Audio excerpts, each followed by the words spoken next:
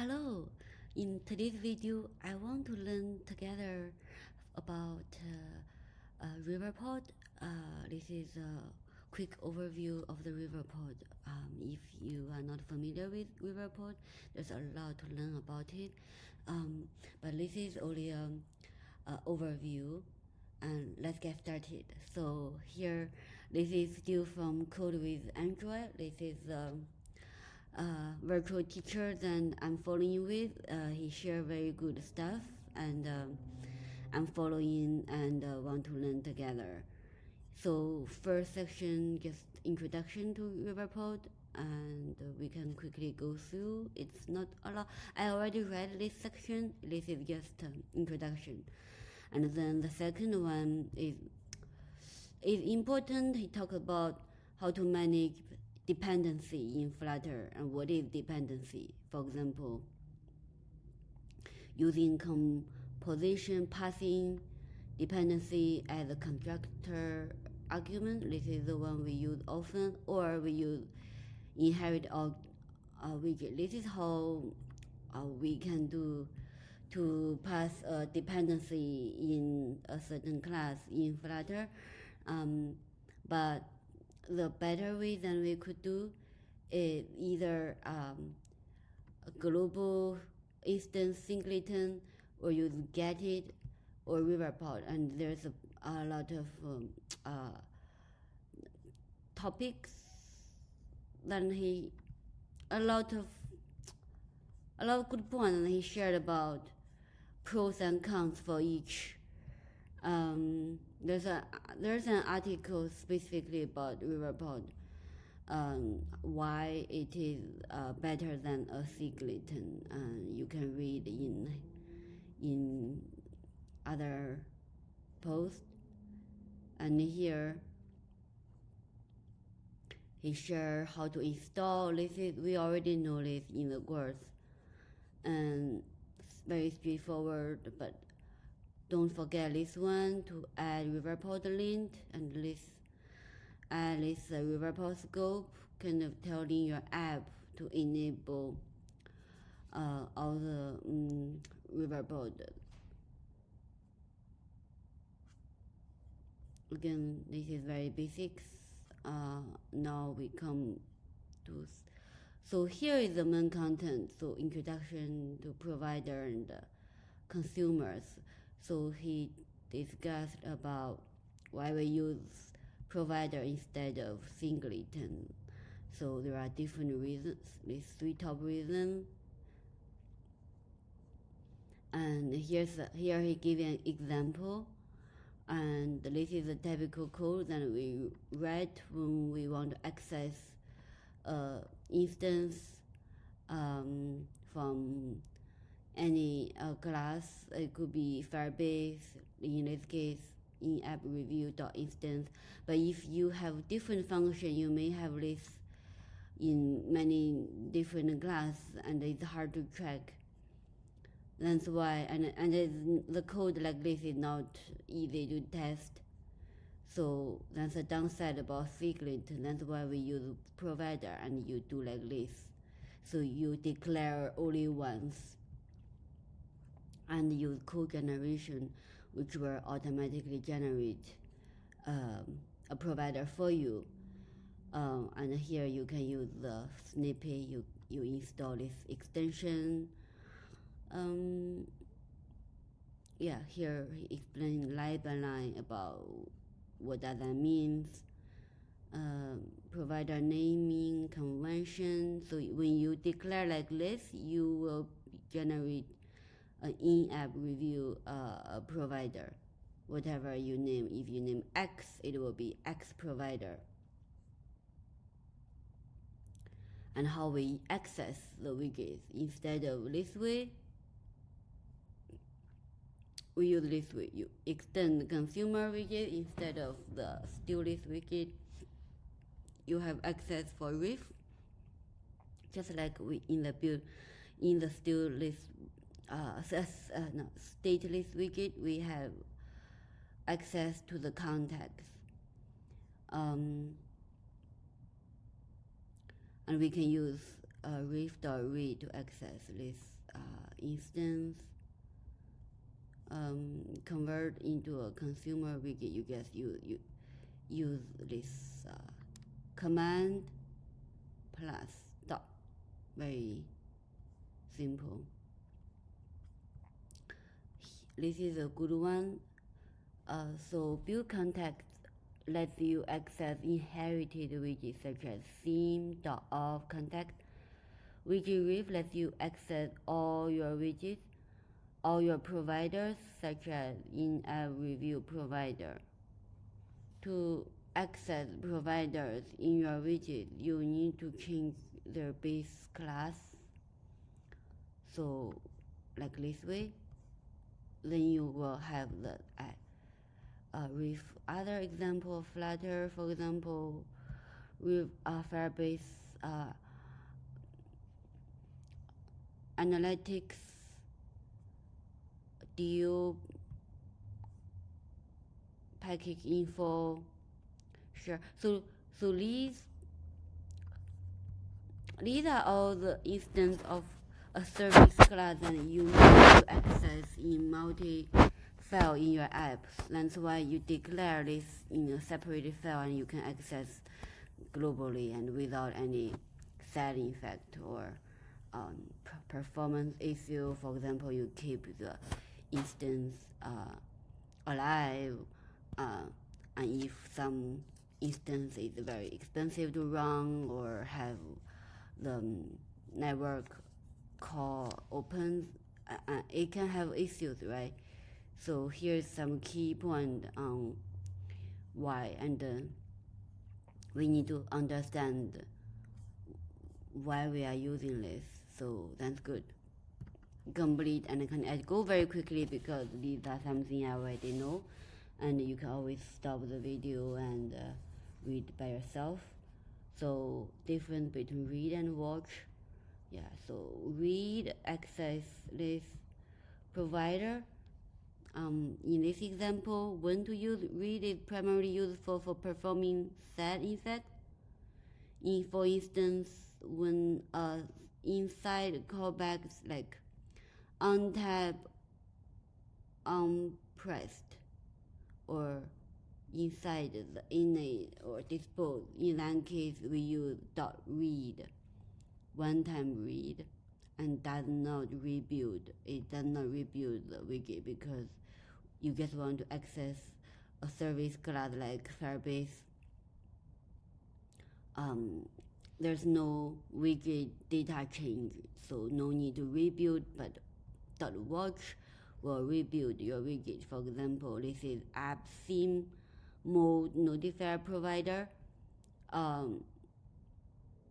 In that case, when it's watching your theme provider, so if your theme change, of course the app will be rebuilt. The build method will be run again. The rebuild mechanism using .watch ensure whenever provider's value changes, the widget that's watching it will rebuild like this. Okay. Simple rules. Use watch inside build method.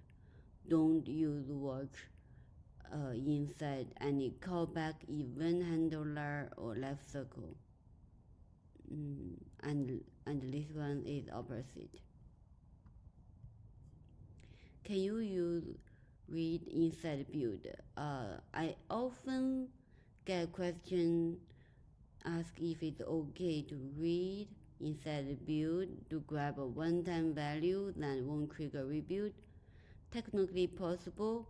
I would recommend sticking with .watch because your assumption about the behavior of the provider might change in the future. You might end up needing the widget to rebuild when the provider's value changes and switch back from .read to watch later. Okay, basically if you watch a class that has no data mutation, then there's no side effect. But in the future you want to change, it's more work. So just one time change to use .watch is better. Just sit more comfortably. And here you want to extend into providers and notifier. The distinguish between .read, .read, .watch extend beyond just widget. You .watch use this when you want to provide a notifier to react different, listen to changes in another provider. You .read when you just want one-time value. Okay, this is just general bonus. Listen. Read.watch, there's listen method allow you to listen to changes in a provider without triggering a review. Useful for executing set effects based on state change, such as showing a dialog or navigate to a new screen. That's very interesting. So let me stop. I need to make a notes. Write down the bonds so you get not just read it. Have a whole book and write down to refresh my memory. I just always feel like only something I write down, it became mine, and also use it in the code. Okay. So section 6.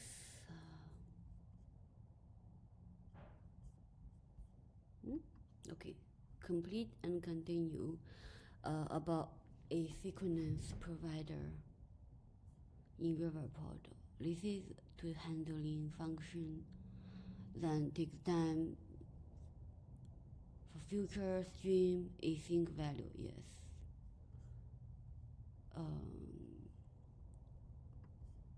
So async value can handle data error.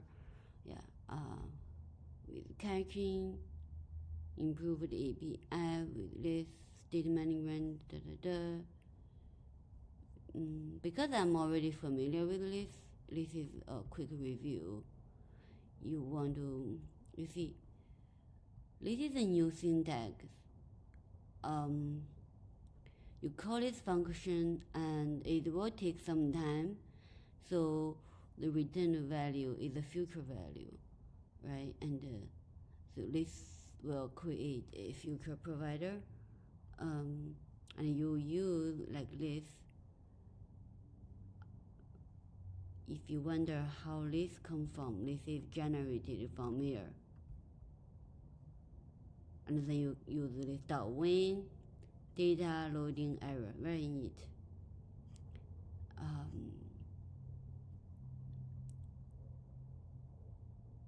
Yes. And the stream provider, this is to return a stream of a list of app. It's basically the same, It gets different value.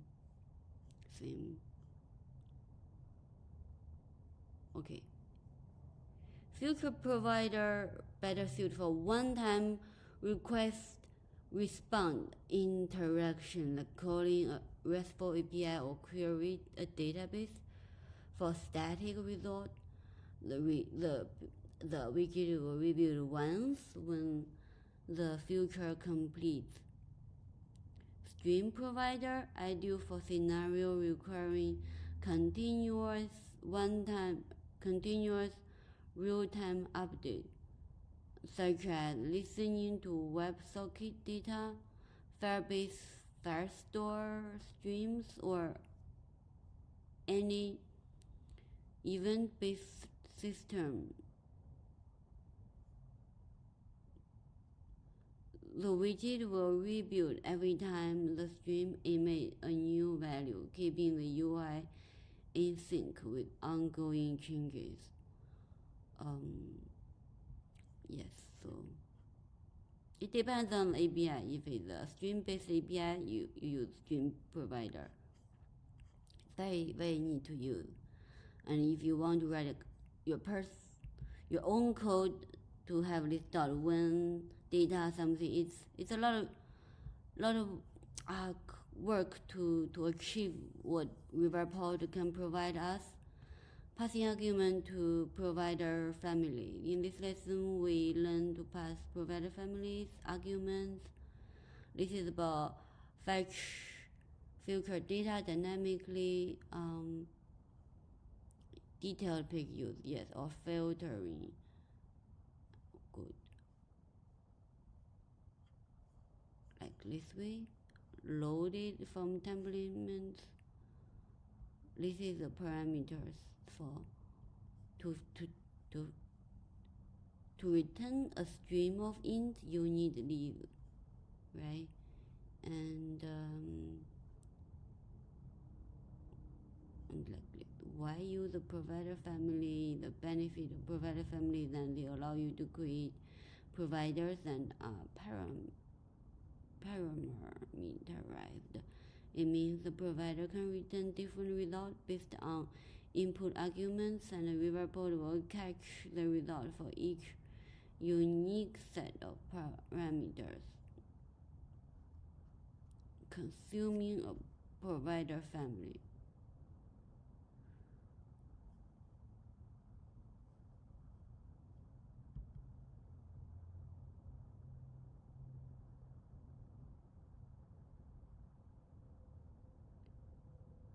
app.id.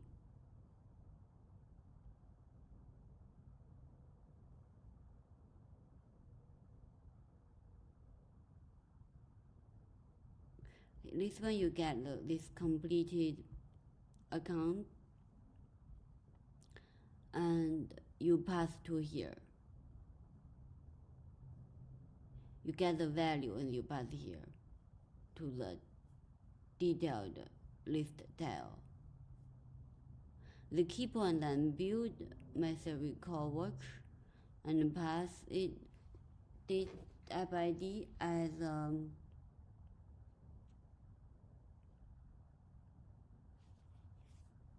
me just check a mess.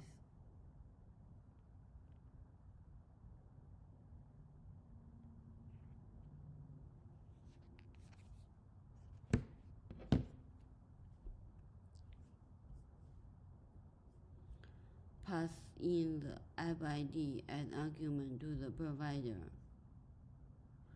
Like this way, my app, each of these app list tail will rebuild if their task complete. Okay, so this is example with multi-argument. It's the same as above. You see, pass app.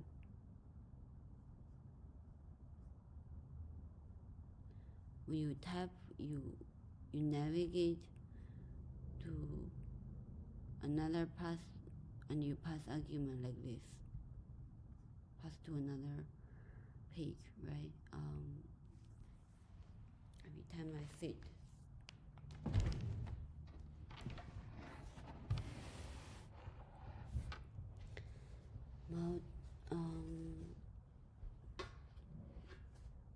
Dynamic filtering. By passing the iPad ID, we are further refining the data returned by the provider. Get closer, because my eyes are not good. I have to stay very close to the screen. How provider family work under the hood? Riverpod internally create separate provider for each unique set of. We have to go quickly because we have a lot of to do today. So dynamic data fetching, it's very good because this is like a kind of free quick review of Riverpod notifier. Asynchronous notifier that's based on notifier class, but there are asynchronous notifier like async notifier and stream notifier. So it's easy to confuse with notifier versus provider. Let's start with a simple example to showcase how notifier work. Here is a counter example where state is integer. Yes, like this. When you write something like this, you basically, it's a class-based way you declared a counter provider.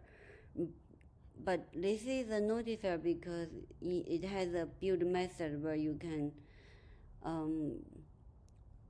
return an initial value, and you can add other method to modify the state. See, it's class declaration in the build, and you can perform state mutation. So the future provider, stream provider, it's to provide something. You don't change the data, and this way you can change the data. That's called state change, state mutation, right? You can declare like this.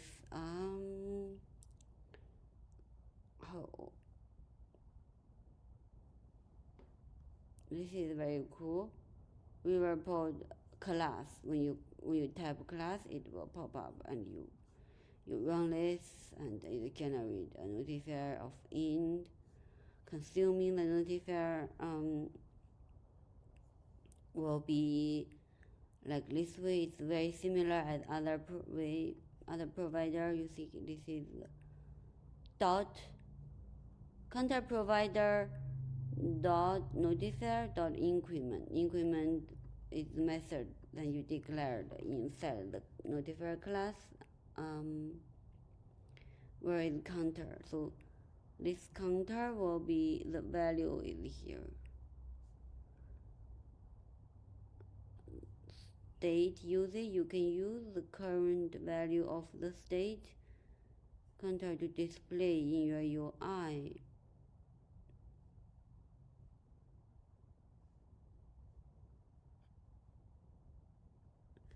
Theme toggle with shared preference, for instance.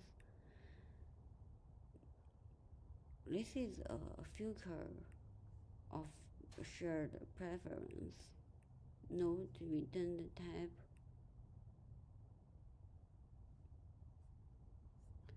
Then you declare a notifier.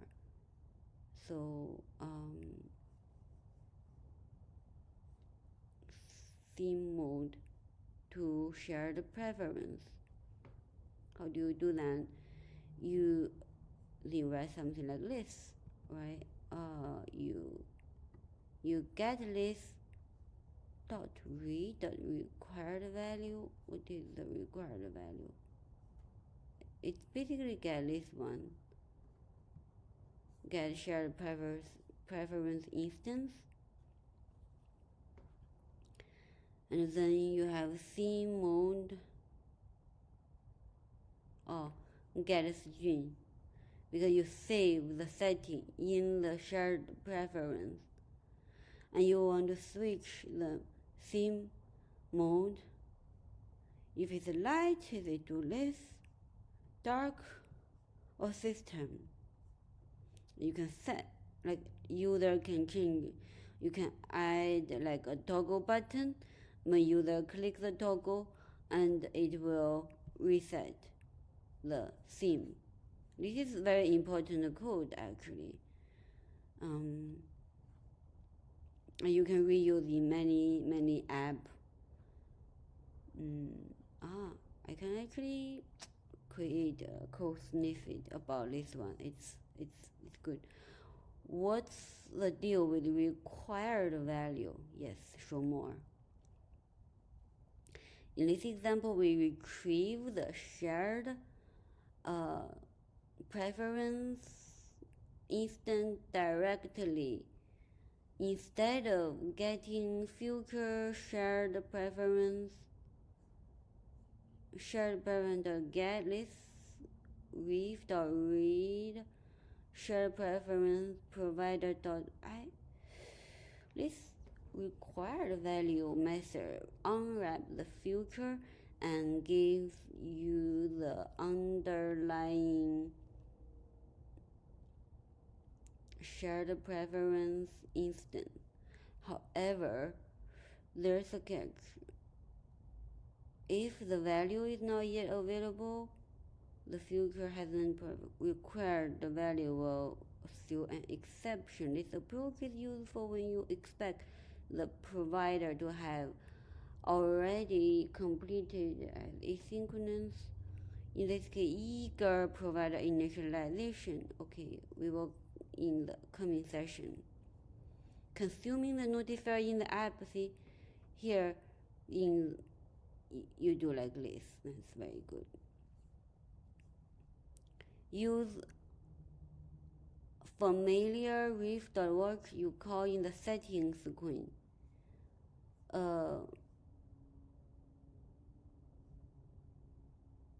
Theme selector list style list and .work app theme mode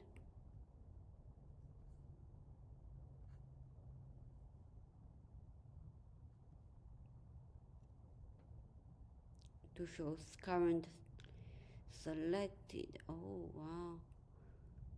See segmented button. I never used this button.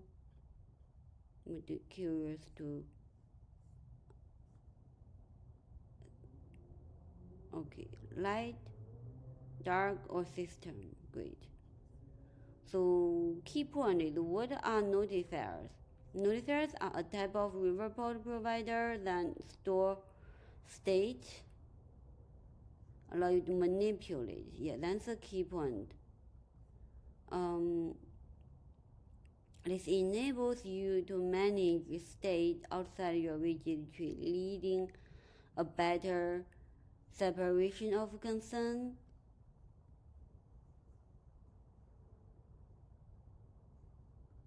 Build method, state initialization. So in the build method, in a notifier serves initialize the state, the return type of build. This is basically explain how do you do that. Synchronous, asynchronous notifier can be both counter or function API. Let's see the asynchronous notifier in Riverpod. How to declare and use async notifier.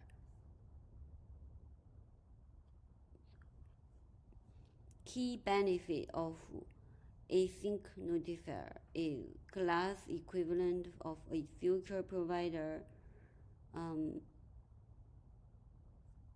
It's asynchronously initialized by defining a build method that returns a future type of T. However, unlike future provider, asynchronous, this one will be fetch data, allow you to mute the muted data through custom method. You can perform CURD, create, read, update, delete. Declare an async notifier. This one. App start. What doesn't? This is an example. App startup notifier, which handles app initialization task like loading a database and preload other asynchronous providers.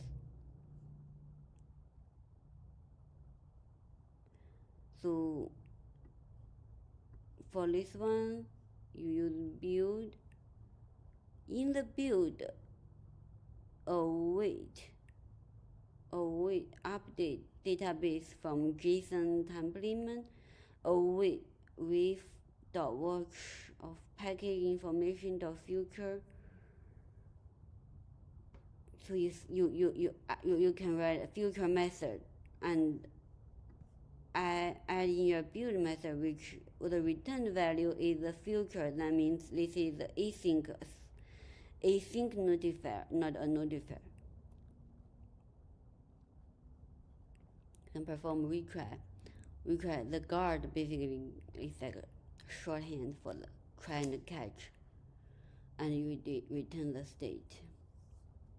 I didn't explain very well how do you mute the data when you use the async notifier. Key difference from a synchronous notifier. Similar to a future provider, the build method returns future, in this case state type.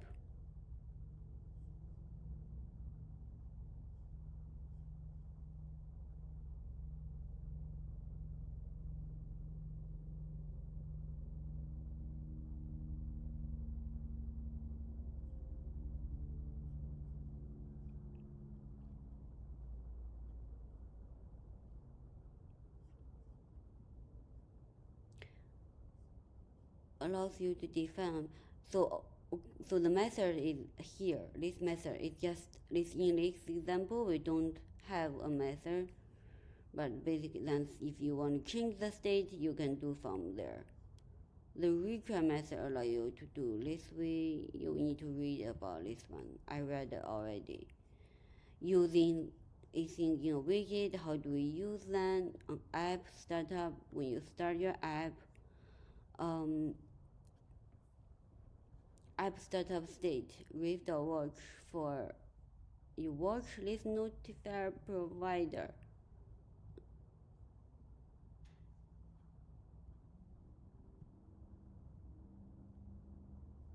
When loading error and data.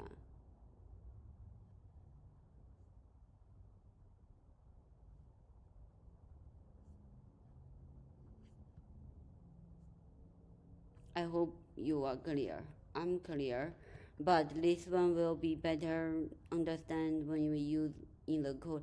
Eager provider installation and use case with required value. Doing so, this allows you synchronously access provider's value later in the app cycle using required value without worrying about asynchronous operation.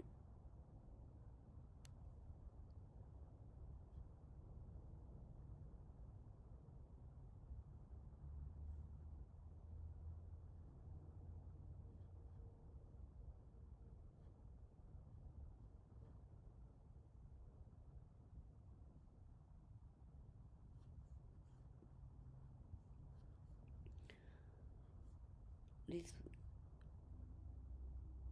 is just a summary, as we already see.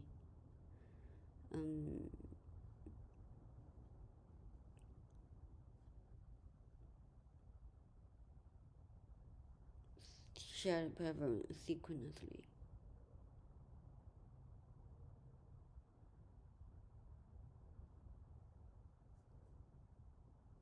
Require value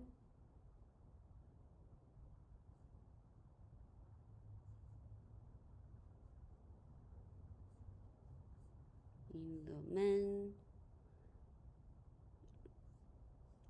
I'm going to try this in the code, and let's create a very short app that use this provider container is an object that holds the state of all your providers. Like many Riverpod environment, in this case, create early in the app lifecycle to allow us to manually handle provider initialization. Ref is unavailable outside the widget, so we use provider container to access. I see. container. So you cannot use read dot read, so you say container dot read uncontrolled provider.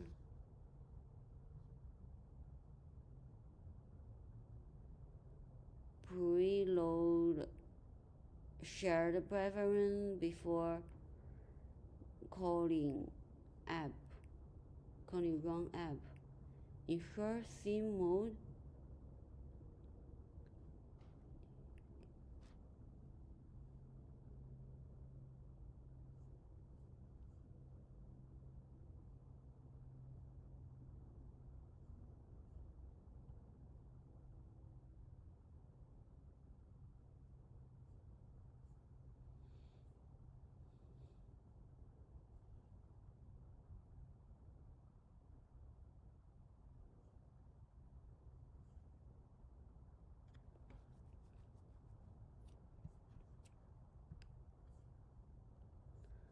Check out list use safely.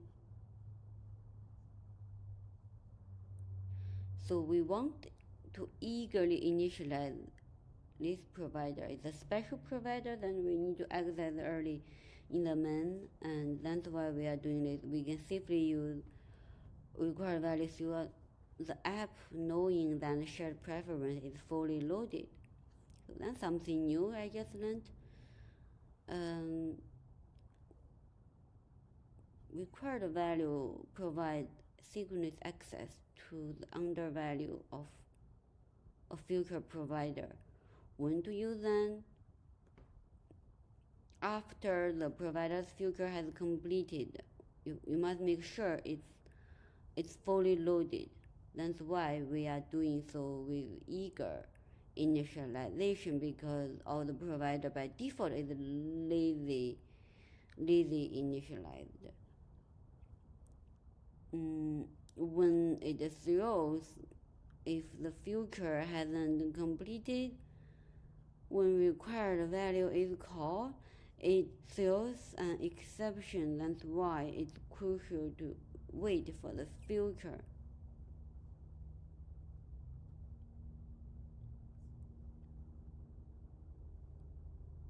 Provider container. Yeah, we're almost done. Then I will go home and I want to start a sample app maybe.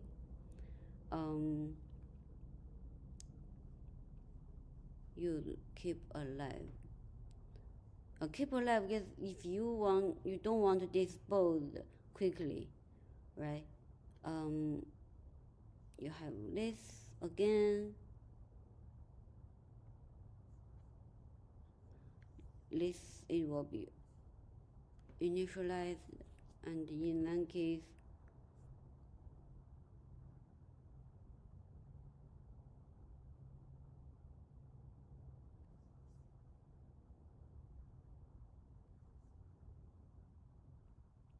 the build method always use watch, keep it alive, you read. We already run it. So you need to add keep alive is true. See, keep alive is true. Then it will not auto dispose. Examples on one incident where we use keep alive is true is for this case. Long-lived dependency. They are needed throughout the app, so it makes sense to keep them alive for the entire life cycle. Provider with now then here's example one where I've used to specifically to say keep live as false. For example, a controller, theme notifier.